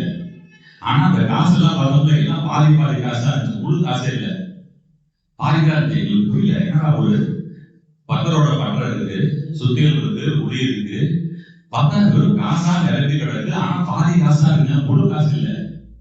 என்னன்னு புரியல. நாங்க இப்ப பார்த்து நிற்கும் போதே ஒரு வயசானவர் இருந்தார். இடுப்புல மட்டும் ஒரு வேட்டை கட்டிட்டு, தோலை தொண்டை கட்டி இடுப்புல கட்டிட்டுங்க வந்தாருங்க. வந்து அந்த வேட்டையில இருக்க சுருக்கத்துல இருந்து ஒரு காசை எடுத்தாரு. காசை எடுத்து இரும்பு பட்டறையில வச்சு ஒளியை எடுத்து வச்சு சுத்தர ஓங்கி அடிச்சாரு. போடுங்க காசு 2 பிரிஞ்சு ஓடிடுச்சு. அப்படியே எழுதிச்சாரு. அந்த பாவி பய குடும்பம் நாசமா போகணும்னு வேண்டிட்டு போனாரு. ஒண்ணும் புரியல எங்களுக்கு. என்னடாது, அந்த கோயில் வந்து தன்னோட உயிரே போனாலும் தாழ்ந்து வெட்டுனாலும் தான் அரசியை காப்பாற்றணுங்கிறதுக்காக வெட்டுடைய காரியம்னு வச்சிருக்கான். அந்த வெட்டுடையங்கிறத நம்மளும் தப்பா புரிஞ்சுக்கிட்டு அடுத்தவன் நாசமா போனா இங்க காசு விடுனா அடுத்தவன் நாசமா போடுவான்னு காசு விட்டுருக்காங்க. வரையாங்க பின்னாடியே போக முடியலங்க. காசு பார்க்க கூட்டமா அப்படியே குவியலா இருக்குங்க. ஏதாவது நம்மளுக்கு கொஞ்ச நாள் ஒரு விழிப்புணர்வு இருந்துச்சு. இது என்ன கோயில், இந்த கோயில நம்ம என்ன செய்யறோங்கிற அந்த அடிப்படை புரிதலே இல்லைங்க. இதை விட பெரிய குடும்பம் இல்லைங்களா? காசு வெட்டி போனோம்னா ஆபீஸ்ல 20 ரூபாய்க்கு போகணும். காசு விடலாம் விட மாட்டாங்க. ஆமா சார், அது மாதிரி காட்சியை பார்த்தாங்க. ஒரு நாள் 3 இடத்துக்கு போயிட்டு 3 இடத்துலயும் நொந்து போய் திரும்பி வந்ததுதாங்க. அது அடிப்படை நாம வந்து யாருமே இதையும் சொல்லி தரதே இல்லை. நம்ம மாணவர்களுக்கு வேலுநாச்சியார்னா யாரு, உடையனா யாரு, குயிலினா யாரு சொல்லி தரதே இல்லை. இந்த விழிப்புணர்வை நம்ம எல்லாம் வந்து மாணவர்களுக்கு உண்டாக்கணும்னு சொல்லிட்டு இந்த ஒரு அருமையான வாய்ப்பை வழங்கிய அனைவருக்கும் நன்றி கூறி விடைபெறுகிறேன். கலெக்டர் என்ன பண்றா, முத்து வடுகநாதர்கிட்ட வந்து அரண்மனையில் இருக்கும்போது வரி கேட்கிறான். இவர் என்ன பண்றாரு, இவரு தமிழ் தெரியும், அவன் ஆங்கிலத்துல பேசுறான். ஒரு டிரான்ஸ்லேட்டர் வச்சுட்டு என்ன கேட்கிறான், அவன் வந்து ரொம்ப இரிட்டேட் பண்றான். யாரு, மன்னர் முத்து வடுகநாதர். அப்ப இந்த அம்மா உள்ள வராங்க.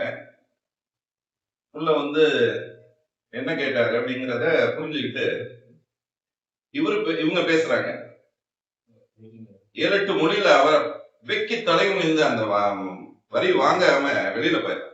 அது மாதிரி இன்னைக்கெல்லாம் நம்ம சுதந்திரமா இந்த இப்ப சிறப்பா இருக்கிறோம் அப்படின்னா காரணம் இந்த மாதிரி ஈகிகளாலதான், சுதந்திர போராட்ட தியாகிகளாலதான் நம்ம ஒரு நல்ல ஒரு இது இருக்கும். தண்ணீர் விட்டா வளர்த்தும் கண்ணீரும் செந்நீரும் விட்டு வளர்ந்த சுதந்திர நாடு இது. கணிதத்தையும் ஆர்டிபிஷியல் இன்டெலிஜென்ஸையும் பொறியியலையும் பற்றி சொல்லித்தரோம். இளைஞர்களுக்கு வரலாற்றை பற்றி சொல்லித்தாருங்க. மிக அருமையான ஒரு செஷன். இன்னைக்கு ரொம்ப நன்றி. பிற மதிப்பிற்கு மரியாதைக்குரிய கூட்டுறவு கிளை நூலகத்தினுடைய தலைவரும் என்னுடைய இனிய நண்பரும் பொறியாளரும் தமிழ் பற்றாளருமாகிய அண்ணன் சிவகுமார் அவர்களை முதலில் வணங்கி என்னுடைய பேச்சை நான் துவங்குகிறேன். முதலில் இப்போது நான் வந்து கவனித்த ஒரு முதல் செய்தி, தலைமையேற்ற பிறகு அரங்கு நிறைகிறது. எல்லோரும் மிக மிக அருமையாக அந்த சுதந்திர காற்றை சுவாசிக்கின்றார்கள். நல்ல தலைமையை தான் வந்தவுடனே மகிழ்ச்சி, மற்றற்ற மகிழ்ச்சி. வந்தவுடனே அந்த ஒரு புன்சிரிப்போட வரவேற்று எல்லாருமே, இப்ப நாங்க இந்த சீட்ல தான் நான் இருந்தேன், எல்லாருக்கும் உதவி செய்யக்கூடிய ஒரு பண்பாளர். யார் என்ன பண்ணாலும் வழியே வந்து முன் வந்து அவர் கேள்வியை கேட்டு ஏன் என்ன அப்படின்னு கேட்டு அந்த உதவி செய்யக்கூடிய மிகச்சிறந்த ஒரு பண்பாளர். அவர் இன்றைக்கு தலைவராக அமர்ந்திருப்பது இந்த கூட்டுறவு நகர காலனி மக்கள் செய்த பெரும் தவம் புண்ணியம் என்று நான் கருதுகிறேன். அவர் நினைத்தால் அந்த 4 லட்சம் ரூபாய்க்கு அவர் தனியாக செய்து விடுவார். ஆனால் தொண்டு என்று வருகின்ற போது செய்யவிட மாட்டார். தொண்டு என்று வருகின்ற போது மற்றவர்களுடைய அர்ப்பணிப்பும் அதில் இருக்க வேண்டும் என்பதற்காகத்தான் இந்த செய்தியை அவர் தொடர்ந்து நடத்தி வருகிறார். மிக்க மகிழ்ச்சி ஐயா அவர்களுக்கு. இன்றைக்கு நிகழ்ச்சியை பற்றி ஒரு குறிப்பிட வேண்டும். ஒரு கதை சொல்லி என்பதை போல மிக லாவகமாக இலகுவாக நம்மையெல்லாம் சிவகங்கை சீமைக்கும் ராமநாதபுரம் சீமைக்கும் சேதுபதி மகாராஜாவோடும் உடையாளோடும் பிள்ளையோடும் சின்ன மருது பெருதுமரோடும் உறவாடி அழைத்து சென்று அமர்ந்திருக்கின்றார். ரொம்ப சாதாரண விஷயம் இல்லை, மிகப்பெரிய ஒரு வரலாற்று, ஒரு புதினம் அல்ல, வரலாற்று உண்மை.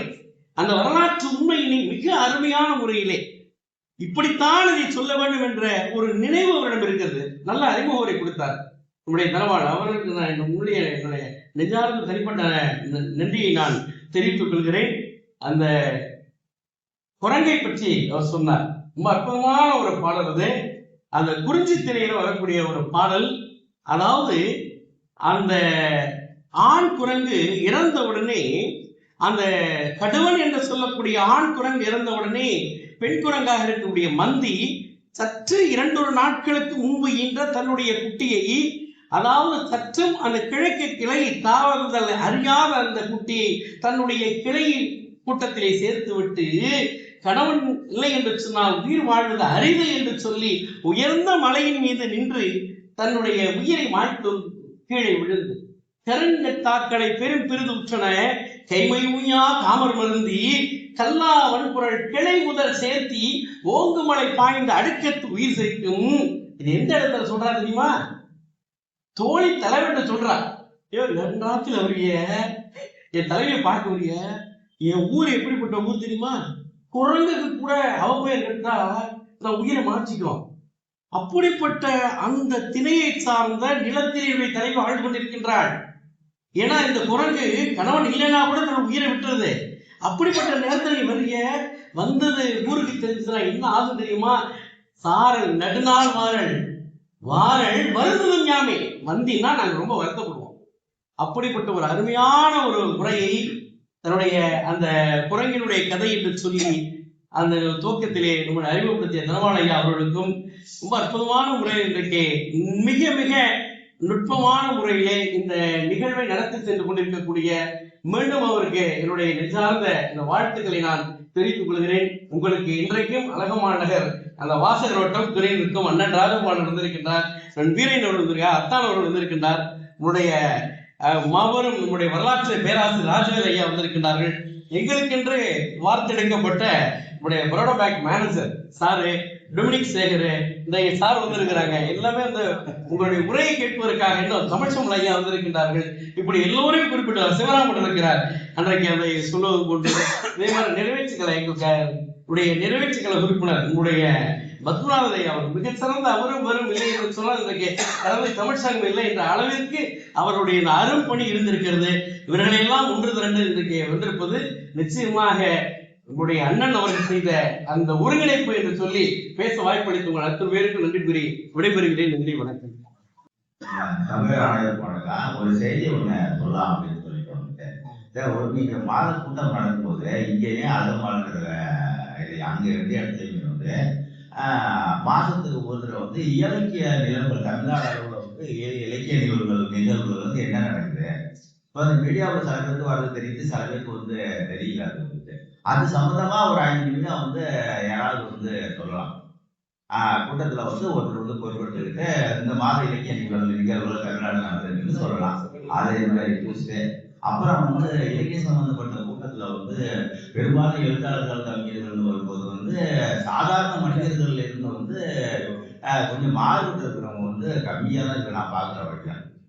உலக அளவில் வந்து இலக்கியவாதிகள் வந்து சமூக கண்ணோட்ட இலக்கியவாதிகள் சமூக கண்ணோட்டம் இல்லாதவங்க இலக்கியவாதிகளே கிடையாது அப்படின்னு சொல்லிட்டு வெளிநாட்டு வந்து அறிஞர்கள் வந்து சொல்றாங்க. நம்ம அவ்வளவுக்கு இல்லை. நானே எனக்கு மரபுங்கிறதே எனக்கு தெரியாது. நான் மட்டும் தான் இருக்கிறேன். இப்ப கம்பர் சொல்ல உண்மையான கவிஞர் யாருனாக்கா அவர் இயல் இசை நாடகம் 3 தெரிஞ்சவங்க தான் உண்மையான ஒரு கவிஞர் அப்படின்னு சொல்றாரு. கமலமாயிட்ட ஒரு இடத்துல வந்து சொல்றாங்க. அப்போ அது மாதிரி யாரும் இருக்க முடியுமா? இருக்கிறாங்களா? நம்ம அந்த மாதிரி இல்லைன்னு சொல்லுது. அது மாதிரி எது சொல்றேன்னு கேட்டீங்கன்னா, அதுல ஒரு சமூக கண்ணோட்டம்ல ஒரு ஏதாவது ஒரு பிரச்சனை வந்து ஒரு கேட்கலாம், சும்மாவோட விசாரிக்கிறது கிடையாது. யாராவது உடம்பு சரியில்லை யாருமே வந்து பார்க்க மாட்டேங்கிறாங்க. செல்வராஜன் ஒருத்தர் வந்து எனக்கு தெரிஞ்சு வந்து இடுப்பு கீழே வந்து அவர் உணர்வு இல்லாமல் ஒரு 6-7 மாசமா படுத்து ஒரு கேட்கிறாரு. இது வந்து பார்க்கலங்கிறது தனிப்பட்ட விஷயம். ஆனா அது அறிவிக்காத கூட்டத்துல அவரு 30-40 வருஷமா இந்த இலக்கிய கூட்டத்துக்கு வந்துருக்கிறாரு. இது தஞ்சாவூர் மாவட்டத்துல வந்து பல இடத்துக்கு போயிருக்காருல்ல. இப்போ பத்மநாத சார் வந்து பயிற்சி அடிக்கிட்டு இருக்காரு. அது வந்து அப்ப நிறைய பேருக்கு தெரியும், யாரும் போய் பார்க்கல. நான் போன் பண்ணி பேசினேன் அவரு வந்து.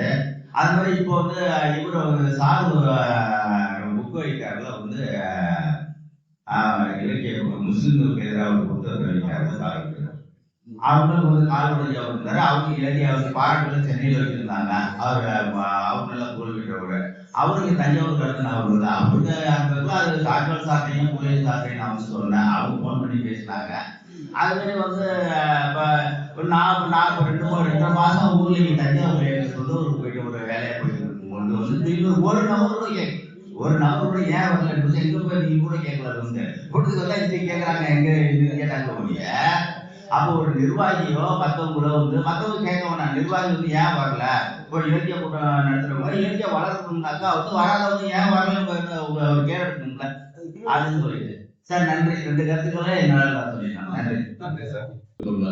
அனைத்து தமிழ் ஆளுமைகளுக்கும் நகர் நூலகத்தின் புதிய வாசல் வட்ட தலைவர் மற்றும் நிர்வாக குழுவுக்கும் எங்களுடைய அழகமான கிளை நூலக வாசல் வட்ட இலக்கிய அமைப்பின் நிர்வாகத்தின் சார்பாக எங்களுடைய வணக்கத்தை தெரிவித்துக் கொள்கிறோம். மிக சிறப்பாக இன்றைய கூட்டம் இந்த நிறைவை நோக்கி செல்லிக் கொண்டிருக்கிறது. கரந்தை ஐயா அவர்களின் தன்னுடைய உரையில் எங்களுடைய உள்ளங்களை சொல்லிக் கொண்டு விட்டார். உதாரணமாக நான் அதை இரவு அவருடன் பேசுகிறேன் என்று சொல்லியிருந்தேன். ஆனால் அவர் கதையின் ஊடே நான் சென்று விட்டேன். காரணம், சிவகங்கையையும் பாஞ்சாலங்குறிச்சி அந்த இடத்தினையும் கயத்தாரியினையும் சமீப காலமாக ஒரு 2 தடவை இந்த 1 மாதத்திற்குள் சென்று நான் பார்த்துவிட்டு வந்த காரணத்தினால் ஐயாவினுடைய அந்த கதையின் போக்கிலேயே என்னுடைய உள்ளமும் எண்ணமும் உண்மையிலேயே வேலுநாச்சியார் அவர்கள் அந்த அவையில் எவ்வாறு உரையாற்றியிருப்பார்கள், அந்த படைகளை எவ்வாறு அவர் கொண்டு சென்று கொண்டிருப்பார் என்ற அனைத்தையும் என்னுடைய கண்முன்னே நான் சென்று கொண்டே அப்படியே போயிட்டேன். நான் உரையும் அவருடைய அசைவுகளையும் நோக்கியே நான் இருந்திருந்தேன். இரவு அவரிடம் இதை விவரமாக உரையாற்றலாம் என்று இருந்தேன். இருந்தாலும் அனைவரும் அதை வழிமொழிந்து தங்களுடைய பாராட்டுகளை சொல்லும் பொழுது எதனையும் அந்த நேரத்தில் அந்த நிமிடத்தில் சொல்லுவதுதான் சிறப்பு என்ற காரணத்தினால் நானும் என்னுடைய பாராட்டுகளை கிடைத்த வாய்ப்பினை அன்னாருக்கு தெரிவித்துக் கொண்டு 200வது வாரத்தை நோக்கி சென்று கொண்டிருக்கின்ற கூட்டத்தினை நோக்கி சென்று கொண்டிருக்கின்ற நகர நூலகத்திற்கு 100வது இலக்கிய முறை நோக்கி சென்று கொண்டிருக்கின்ற அழகம்மாள் நகர் நிர்வாகத்தின் சார்பாக வாசர் வட்டத்தின் சார்பாக இங்கே வந்து வருகையிலிருந்து சிறப்பித்துள்ள எங்களுடைய அழகம்மாள் நகர் வாசர் வட்டத்தின் மூத்த நிர்வாகிகள் ஐயா ராஜவேலு ஐயா அவர்களுக்கும் ஐயா வீரயன் சார் ஐயா அவர்களுக்கும் எங்களுடைய இலக்கிய அமர்வின் ஆலோசனை குழு செயலாளர் ஐயா ராஜமாணிக்கம் மற்றும் அனைத்து நிர்வாகிகள் பேர் சொன்னால் நிதிக்கிட்டே போயிடும் அனைவர்களுக்கும் நன்றியை தெரிவித்துக் கொண்டு அழகம்மாள் நகர் கிளை நூலகத்தின் இலக்கிய அமர்வுக்கு இந்த நகர நூலகம் தான் முன்னோடி என்று நான் பல கூட்டங்களில் ஏற்கனவே தெரிவித்திருக்கிறேன். மீண்டும் நாங்கள் 100வது வாரம் நோக்கி செல்லும் போது நகர நூலகம் தான் எங்களுக்கு அடிப்படை உணர்வுகளை தூண்டிய ஒரு நூலகம் என்று தெரிவித்து இந்த வாய்ப்பை அளித்தமைக்காக நன்றி தெரிவித்து உங்களுடைய சிறப்பான முதல் கூட்டம், நாங்கள் கலந்து கொள்ளும் முதல் கூட்டம் மீண்டும் மேலும் மேலும் விரிவடைய வாழ்த்துக்களை தெரிவித்து விடைபெறுகிறேன். நன்றி. தலைமை பொறுப்பேற்று நடக்கின்ற முதல் கூட்டம் என்பதை நான் உங்களுக்கு தெரிவித்துக் கொள்கிறேன். முதல் கூட்டமாக வெற்றிகரமான கூட்டமாக வெளிப்பட்டிருக்கிறது உங்கள் வருகையால். இதை நான் ஒரு 2 நிமிடத்தில் விஷயம் சொல்றேன். அழகம்மாள் நகர் கிளை நூலக வாசல் வட்டம் இங்கே இருக்கிறார்கள். மாவட்ட மைய நூலகத்தினுடைய பொறுப்பாளர்கள் அனைவரும் இங்கே இருக்கிறார்கள். என்னை உள்பட இந்த வாசல் வட்டத்தினுடைய பொறுப்பாளர்கள் எல்லாம் இருப்போம். அப்ப தஞ்சை நகரில் உள்ள மாவட்ட மைய நூலகம் அழகம்மாள் நகர் நம்ம தஞ்சை நகர் கலை நூலகத்தில் வாசல் வட்ட பொறுப்பாளர்கள் உள்ளடக்கிய இந்த வாசல் கூட்டம் என்பது உங்கள் தலைமையில் இது சிறப்பாக நடந்திருக்கு என்பதை நான் மகிழ்ச்சியோடு தெரிவித்துக் கொள்கிறேன். ஒரு வரலாற்று ஆவணங்கள் மாவட்ட மைய நூலகத்தின் சார்பாக ஐயாவுக்கு சிறப்பான விழாவை நடத்தினோம். அவருக்கு ஆவண குரிசில் என்ற பட்டத்தை வாசல் ஓட்டம் வழங்கியிருக்கிறது என்பது நான் அந்த வாசல்ட்ட உறுப்பினர் பெருமை அடைகிறேன். அடுத்த முக்கியமான விஷயத்தோட தான் நான் வந்தேன். இந்த நூலகத்திலே 48,965 நூல்கள் இருக்கிறது. உறுப்பினர் எண்ணிக்கை 5,616 இருக்கிறது. புரவலர் எண்ணிக்கை 317 தான் இருந்துச்சு நேற்று வரை. என்று ஐயா அபிராமன் அவர்களுடைய தொண்டு உள்ளத்தால் 318 புரவலராக உயர்ந்திருக்கிறது. இன்னும் உயரும். 200வது அந்த வாசல்வட்ட கூட்டத்தில் என்னுடைய நண்பர் உட்பட பல பேர் புரவலராக இருக்கின்றார்கள். நீங்கள் செய்ய வேண்டியது இந்த கூட்டத்துக்கு தொடர்ந்து வருகை தர வேண்டும்.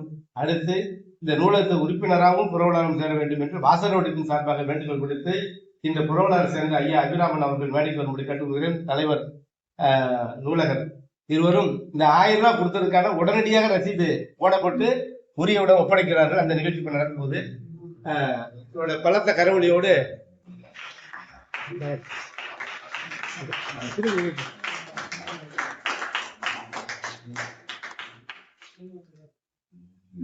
நூத்தி 99வது கூட்டத்திற்கு பெருந்திரளாக வந்து சிறப்பித்த நமது